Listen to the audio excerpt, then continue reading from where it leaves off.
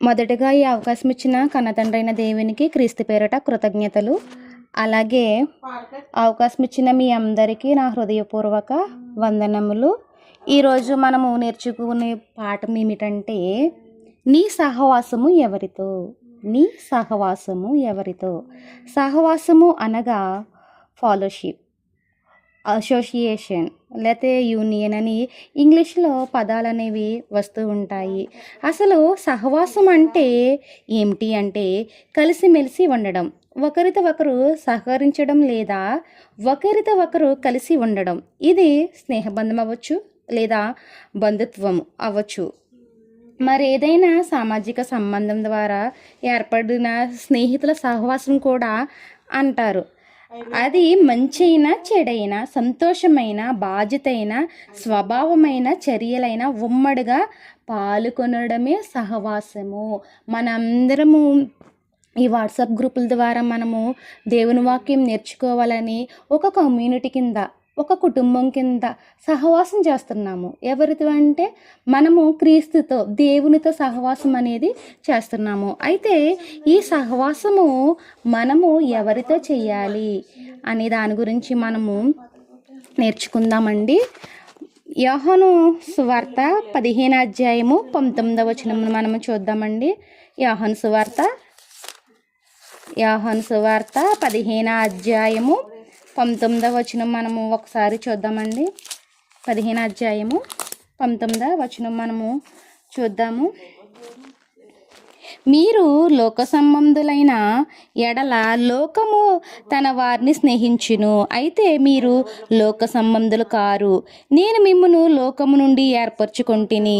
అందుచేతనే లోకములో మిమ్మును ద్వేషించుచున్నది, లోకము మిమ్మును ద్వేషించుచున్నది. ఇక్కడ తండ్రి అయిన దేవుడు యేసుక్రీస్తు ప్రభువు ద్వారా మాట్లాడుతున్నారండి. ఏమని అంటే, మీరు లోక సంబంధులైన ఎడల లోకము తన వారిని స్నేహించును. మనము ఎవరి సంబంధులుగా ఉన్నాము, ఎవరితో సహవాసం చేస్తున్నాము అనేది ఒక్కసారి మనము ఆలోచించాలండి. ఇక్కడ వాక్యము ఏమని మాట్లాడుతుందంటే, మీరు లోక సంబంధులైన ఎడల లోకము తన వారిని స్నేహించును. మనము లోక సంబంధులు వలె ఉన్నామంటే, లోకంలో కలిసిపోతే ఈ లోకమంట మనతో స్నేహం అనేది చేస్తుందంట. అంటే దేవునికి విరోధమైన పనులన్నీ కూడా లోకంలో ఉన్నాయి. ఒక మనుషుని ద్వారా పాపము వచ్చింది, ఈ లోకంలోకి పాపం అనేది సంప్రాప్తమైంది, వచ్చింది, పాకింది. అయితే మనము లోకంతో స్నేహం చేస్తే అది మనల్ని ప్రేమిస్తుందంట. ఇక్కడ వాక్యము సెలవిస్తుంది. ఏమని అంటే, మీరు లోక సంబంధులైన ఎడల లోకము తన వారిని స్నేహిస్తుందంట. మనం లోక సంబంధులైతే మన సహవాసం ఈరోజు ఎవరితో, మనము ఎవరితో స్నేహం చేయాలి, ఎవరితో మనము కలిసి ఉండాలి అనేది మనము నిర్ణయం అనేది తీసుకోవాలండి. అయితే మీరు లోక సంబంధులు కారు, మనము లోక సంబంధులం అంటే కాదండి, మనము ఆత్మ సంబంధులము. మనము దేవుని కలిగి ఉన్నాము, క్రీస్తుని ధరించుకుని ఉన్నాము. కాబట్టి మనము ఎవరి సంబంధులమండి? ఆత్మ సంబంధులము మనము. అదే వాక్యం సెలవిస్తుంది ఇక్కడ. అయితే మీరు లోక సంబంధులు కారు, నేను మిమ్మను లోకము నుండి ఏర్పరచుకుంటేని. ఈ లోకంలో మనం ఉన్నాం కదండి, ఈ లోకేశ్వర జోలికి వెళ్లకుండా దేవుడు మనలను ఏర్పరచుకున్నాడు. ఎప్పుడు ఏర్పరచుకున్నాడంటే అందరికీ తెలుసండి, ఎప్పుడు ఈ జగత్కి ఉత్పత్తి వేయబడక మునిపే క్రీస్తులో దేవుడు మనలను ఏర్పరచుకున్నాడండి. అందుకనే అంటున్నాడు, ఏమని? మిమ్మును లోకము నుండి ఏర్పరచుకున్నాడు దేవుడు మనలను తన పని నిమిత్తము, దేవుని పని నిమిత్తము, ఆయన సంకల్పము చెప్పున మనలను కన్నాడు. తన కృపా మహిమకు కీర్తి తేవాలని ఈ లోకము నుండి మనలను ప్రత్యేకపరుచుకున్నాడండి దేవుడు. అందుచేత నీ లోకము మిమ్మును ద్వేషించుచున్నది అంటే, ఎప్పుడైతే మనము పరిశుద్ధాత్మతో నిండుకొని, తండ్రి యొక్క ఆత్మతో నింపుకొని మనము తండ్రి పనులు చేస్తున్నామో, అప్పుడు ఈ లోకము అనేది మనలను ద్వేషిస్తుందంటండి. ఎందుకంటే ఈ లోకమంతా పాపంతో నిండిపోయింది. ఎక్కడ చూసినా కానీ ప్రమాదాలు జరుగుతూ ఉన్నాయి. అపాయకరమైన మాటలు వింటున్నాము, వినరాని వార్తలు వింటూ ఉంటున్నాము. కాబట్టి మనము ఈ లోకంతో స్నేహము చెయ్యకూడదు అని వాక్యము సెలవిస్తుందండి. అదేవిధంగా మనము చూసినట్లయితే మొదటి యోహాను రాసిన పత్రిక 5వ అధ్యాయము 19వ వచనం మనం ఒకసారి చూద్దామండి. యోహాను రాసిన మొదటి పత్రిక 5వ అధ్యాయము 19వ వచనం మనం చూద్దామండి. మనము దేవుని సంబంధులమనియు లోకమంతయు దుష్టుని ఎందున్నదనియు ఎరుగుదుము. మనము ఎవరి సంబంధులమండి? దేవుని సంబంధులము. మనము దేవుని సంబంధులమని లోకమంతయు, ఈ లోకమంతా ఎవరి స్వాధీనంలో ఉందండి? దుష్టుని స్వాధీనంలో ఉంది. అపవాది అయిన సాతాను యొక్క స్వాధీనంలో ఈ లోకం ఉంది. కాబట్టి మనము ఈ లోకంతో స్నేహించకూడదండి. ఈ లోకంతో మనము సహవాసం అనేది చెయ్యకూడదు అని వాక్యం మనకు సెలవిస్తుంది. మనము దేవుని సంబంధులము. అందుకని అంటున్నాడు, దేవుని మూలంగా పుట్టినవాడు తనను తాను భద్రంగా కాపాడుకుంటాడండి. దేవుని మూలంగా పుడుచున్న ప్రతి ఒక్కరు కూడా దేవుని మూలంగానే పుడుతున్నారండి. యథార్థవంతులుగానే పుడుతున్నారు. కాకపోతే లోకంలో కలిసిపోయి తండ్రినే మర్చిన వారిగా ఉన్నారు. లోకంతో స్నేహించి నీవెవరో మాకు తెలీదు అని తండ్రి అయిన దేవుణ్ణి అంటున్నారు. ఆత్మలను రక్షించాలని దేవుడు తన బిడ్డలు తన దగ్గరికి రావాలని దేవుడు ఎంతో తపనతో చూస్తున్నాడు, ఎదురు చూస్తూ ఉన్నాడు. అయితే తండ్రిని ప్రార్థన అర్థం చేసుకునే వారు ఎవరైనా ఉన్నారంటే లేరండి, బహు తక్కువ. ఎందుకంటే ఈ లోకంతో స్నేహం చేస్తున్నారు. తండ్రిని విడిచి ఈ సృష్టికర్తను మరిచి ఈ సృష్టమును పూజించే వారిగా చాలామంది ఉన్నారండి.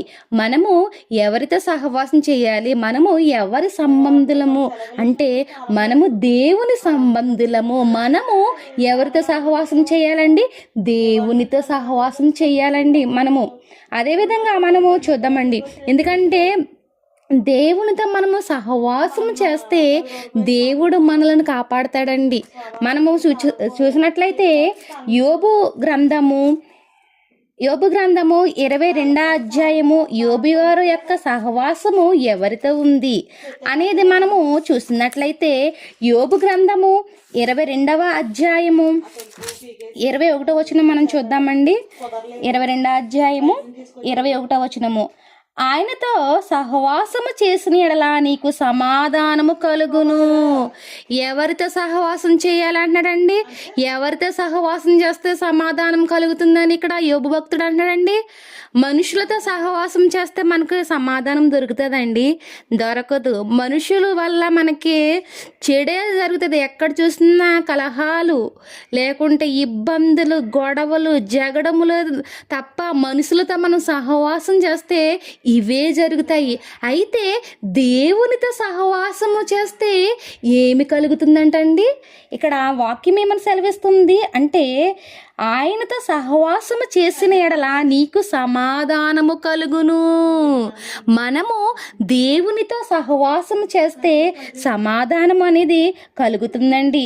అలాగున నీకు మేలు కలుగును. ఎప్పుడైతే నీవు దేవునిలో ఉంటావో, దేవునితో సహవాసము చేస్తావో అప్పుడు నీకు మేలు కలుగుతుంది. మనము దేవునిలో ఉండాలండి. దేవుని ప్రేమలో మనం ఉండాలి. మనము దేవునితో స్నేహం చెయ్యాలి. స్నేహం చేసినప్పుడు మనకి సమాధానము కలుగుతుంది, అలాగే మేలు అనేది జరుగుతుంది. కీడు జరుగుతుందని వాక్యం సెలవిస్తుందా? లేదు కదండి. మేలు జరుగుతుంది అని వాక్యం సెలవిస్తుందండి. అదేవిధంగా చూసినట్లయితే మొదటి దినవృత్తాంతముల గ్రంథము 28వ అధ్యాయము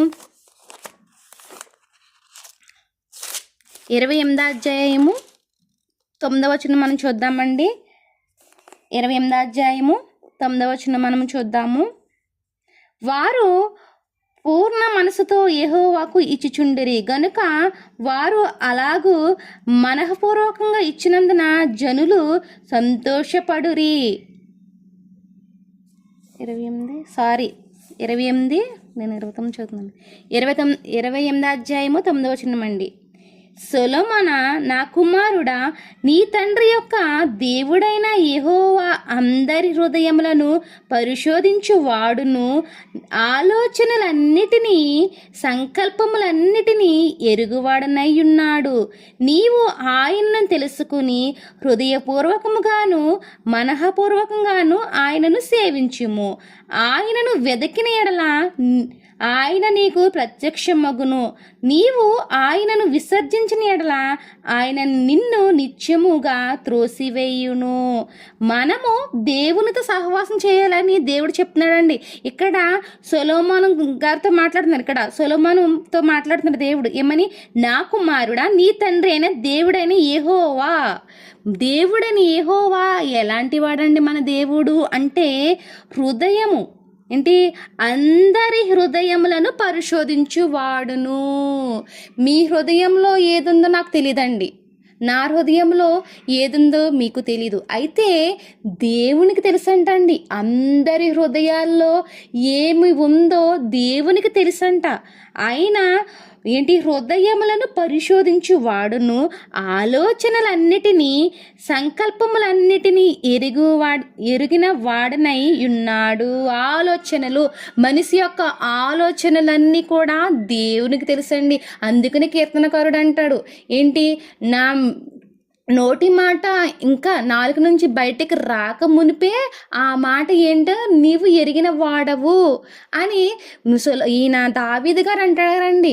అందుకని నేను కూర్చుండుట, లేచుట, నిలబడుట అన్నీ నీకు తెలుసు. అంటే ఒక మనిషి జీవిస్తున్నాడంటే ఆ మనిషి యొక్క ప్రవర్తన ఎలాగుంది అని దేవునికి తెలుసండి. అయితే మనము దేవునితో సహవాసము చెయ్యాలండి. ఇక్కడ ఆయనను నిన్ను నిత్యముగా త్రోసివేయకుండా ఉండాలంటే నీవు ఆయనను వెదకాలి, దేవుణ్ణి వెదకాలి, వెదికి సహవాసం చెయ్యాలి. మనకి ఒకరి వల్ల ఉపయోగపడుతున్నారు, ఆయన వల్ల మనకు సహాయం ఏదన్నా కలుగుతుంది అంటే మనము ఆ వ్యక్తిని వెతుక్కుంటూ వెళ్తామండి సహాయం కోసము. అయితే ఇక్కడ మనకు సమాధానం కలగాలన్నా, మనకి మేలు కలగాలన్నా, మన ఆత్మలు రక్షించబడాలన్నా మనము ఎవరిని వెతికి సహవాసం చేయాలండి? దేవుణ్ణి వెతకాలండి. వెతికి సహవాసం అనేది చెయ్యాలి అని వాక్యము మనకి సెలవిస్తుందండి.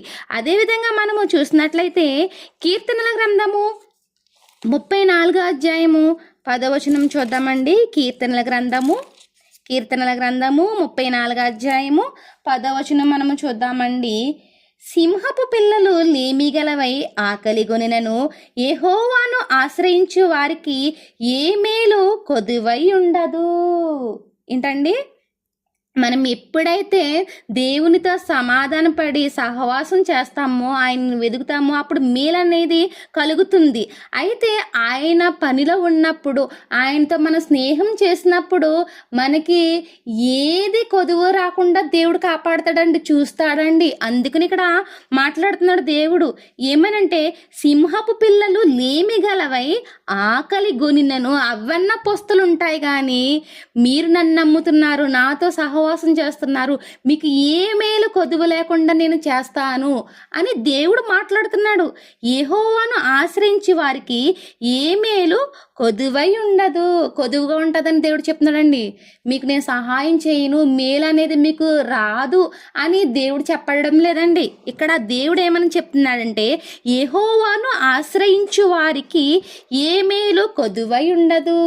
ఈనాడు మనము యెహోవాను ఆశ్రయించే వారిగా ఉన్నామా, లేకుంటే మనుషులను ఆశ్రయించే వారిగా ఉన్నామా అనేది ఆలోచించుకోండి. మనుషులను ఆశ్రయిస్తే మనకు మేలు కలగకపోవచ్చు, కానీ దేవుణ్ణి ఎప్పుడైతే ఆశ్రయిస్తామో అప్పుడు మనకు సమాధానము కలుగుతుంది. సమాధానం దయచేసేది ఆయనే, నెమ్మదిని కలుగజేసేది ఆయనే. కాబట్టి మనము ఎవరితో సహవాసం చేయాలండి? దేవునితో సహవాసం చేయాలండి. వాక్యం ఇక్కడ సెలవిస్తుంది. అదేవిధంగా మనము చూసినట్లయితే యెషయా గ్రంథము 22వ అధ్యాయము 22వ వచనం మనం చూద్దామండి. యెషయా గ్రంథము యెషయా గ్రంథము 22వ అధ్యాయము 22వ వచనం మనం చూద్దామండి.